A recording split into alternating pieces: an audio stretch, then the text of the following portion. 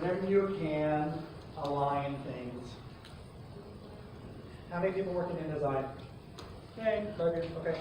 How many of you know how to use the alignment function in InDesign? Okay, if you don't, I can make your life a lot better.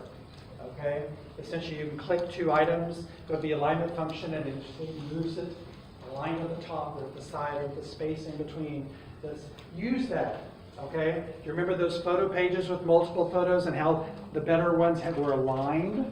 Align things whenever you possibly can. Keep text rectangular whenever you possibly can. This was an interesting front for us. It was an end-up story on the trauma that surviving family members face when a student dies.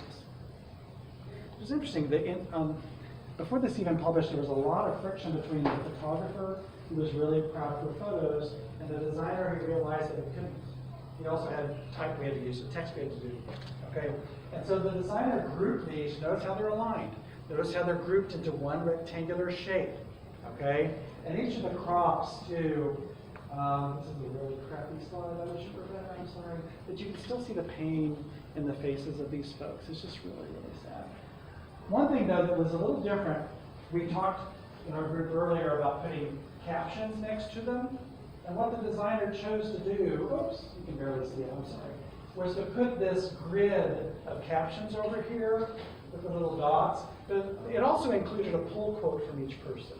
I thought that was kind of nice. That was a content reason for doing that. Type. Doing something like this. I think this is the Zeit from years ago, I think so. Boy, the precision that it takes to do this. You know, I'm not that risky with type. Good for them. They want a gold medal. It's so cool. Okay. But I talked about bad wraps. That sounds like a menu item. Did you eat a bad wrap for lunch? Yeah, I'm sick now. Okay. No. Okay, so that said, what is type? We always align on the left margin, right? All right. And so to fix this, now I just flipped these. You don't really want to do this. Okay. But notice how that with the typography works better because it's on that side. And actually it could have been designed that way. With photo packages and photo pages, clearly give us a dominant element. At least these are kind of grouped into a rectangular shape. This page is several years old, and this is nasty stroke around each one.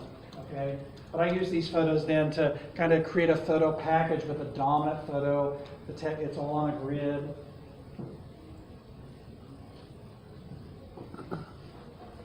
Pay attention to the space in between.